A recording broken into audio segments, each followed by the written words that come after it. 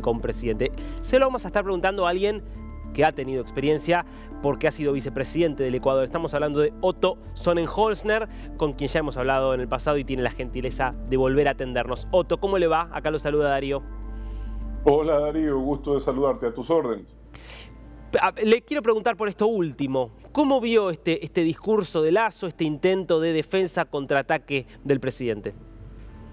Mira, esta ha sido una semana muy compleja para el país, sobre todo para lo que realmente nos afecta a los ciudadanos. Hubo ayer en Guayaquil un ciudadano a quien le amarraron explosivos en su cuerpo por no aceptar ser extorsionado. El día lunes fue asesinada una joven funcionaria del sistema de salud de la Seguridad Social por no someterse a las presiones de las mafias que han manejado ese hospital.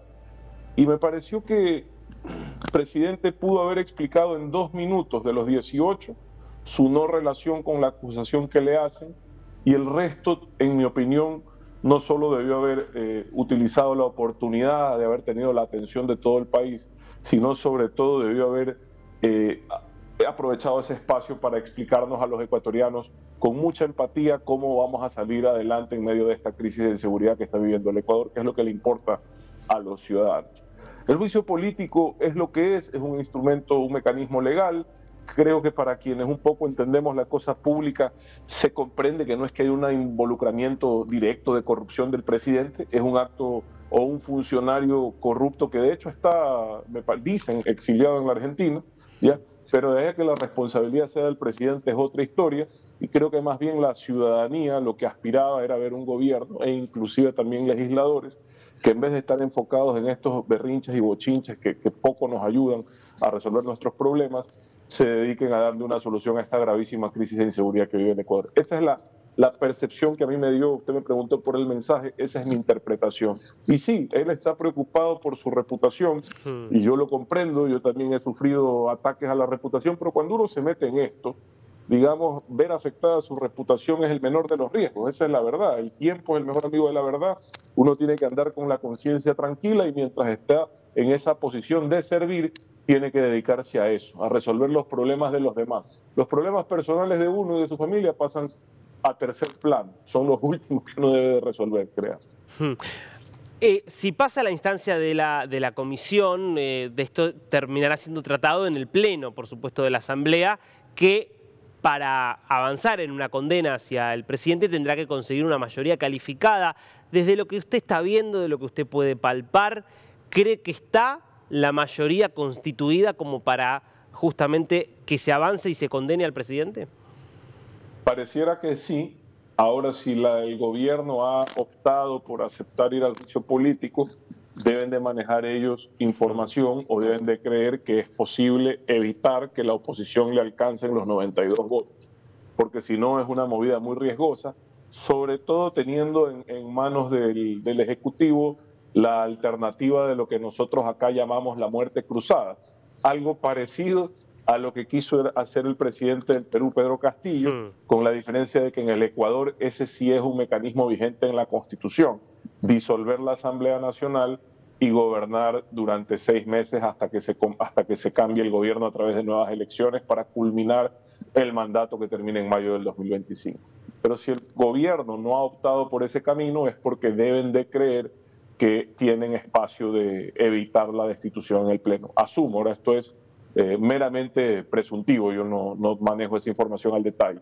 Si tú me preguntas a mí, contando votos ante la información que se manejan, a la oposición deberían de sobrarle los 92 votos, porque parte de este problema también nace por el hecho de que el gobierno desde el inicio se acercó con todos los bloques, pactó prácticamente con todos los bloques, y sin distinción alguna se peleó finalmente con todos los bloques del legislativo. Es un gobierno que tiene propios, creo que 14 legisladores de 137, imagina.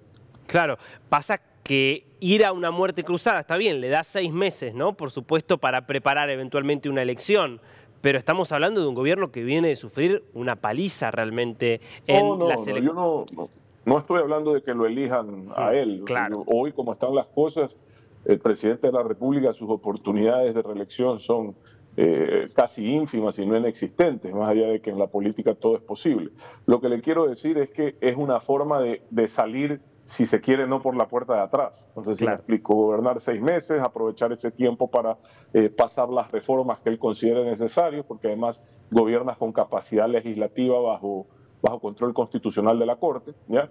Pero lo otro es salir, digamos, ser destituido y bien, gracias, ¿no? Usted hablaba antes de que no creía que hubiera evidencias de que el propio presidente está involucrado en la trama de corrupción. Ahora, cuando hay una figura que ya es un familiar político, estamos hablando del cuñado Danilo Carrera... Pero no lo han incluido a él en este proceso. O sea, la Asamblea metió a la Corte Constitucional 3 causales de juicio político, 2 por cohecho, en la que incluían el tema del cuñado, y 1 por peculado, que tiene que ver con unos contratos de transporte de petróleo en la empresa pública del Ecuador que se encarga de eso, de transportar el crudo ecuatoriano. Entonces la única que pasó es la última, y eso tiene lo que dicen. Este es un contrato del 2018 que tuvo observaciones de Contraloría y una enmienda en el 2020, y lo que dicen es que el presidente fue informado, ¿ya?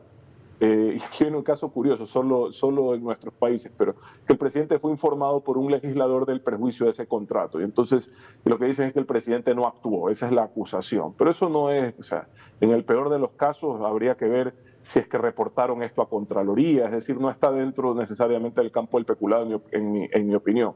Lo grave de esto es que una de las asambleístas que impulsa el juicio político, ya una señora apellido Pazmiño, fue quien defendió esos contratos en la Asamblea Nacional con cartas dirigidas al presidente diciendo que esos contratos estaban bien. Entonces eso es curioso, porque ahora quiero ver cómo lo va a interpelar si ella misma defendió públicamente la necesidad de mantener esos contratos de transporte de petróleo. ¿Ve usted cómo es la vida? Solo en nuestros países. El presidente ayer en su discurso también apuntó contra el correísmo, un correísmo que se vio fortalecido también después de las últimas elecciones. Digo, en caso de que prospere, y supongamos el juicio político, que el presidente haya hecho un cálculo equivocado y que efectivamente se llega a los 92 votos y queda destituido, ¿cree que se está dando el escenario para un regreso del correísmo al poder?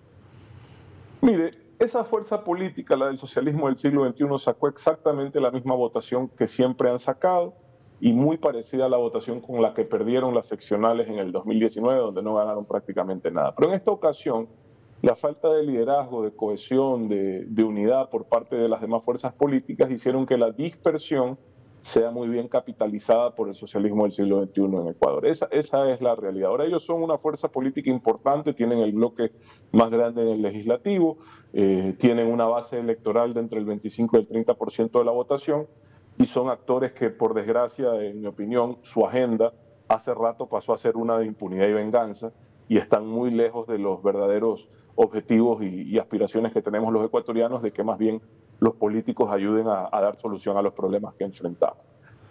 Dicho esto, lo mismo pasa con las demás fuerzas políticas que están representadas en la Asamblea y que también, y esto hay que decirlo, aprovechan que el gobierno ha tenido una gestión muy, pero muy pobre, sobre la cual criticar es muy fácil. Entonces es un gobierno al cual es fácil hacerle oposición, porque la verdad es que los indicadores sociales se han deteriorado, el crecimiento económico, a diferencia, por ejemplo, de Colombia y Perú, post pandemia, que tuvieron un rebote impresionante, acá recién estamos a niveles del 2019, los temas de delincuencia, que son los más graves hoy, el indicador de homicidios violentos, de muertes violentas se ha cuadruplicado en 2 años. Entonces son cosas que es muy fácil, o sea, hacerle oposición al gobierno del presidente Lasso, y como te digo, tienen la oportunidad ayer de, a través de una cadena nacional, al menos dar un norte, empatizar con lo que está sintiendo la ciudadanía, y se dedica a un tema de, como ahí dice, mira, preocupado por su reputación. O sea, los ecuatorianos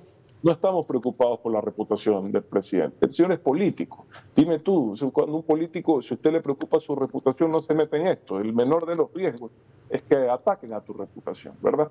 Dedícate a resolver problemas, y lo demás, lo de la reputación, el tiempo lo aclarará, como yo creo que es el caso. Pero esa falta de empatía es la que más daño le ha hecho, en mi opinión. Claro. Clarísimo, Otto. Muchísimas gracias por este tiempo con DNews. Gracias, Darío. Un abrazo, saludos.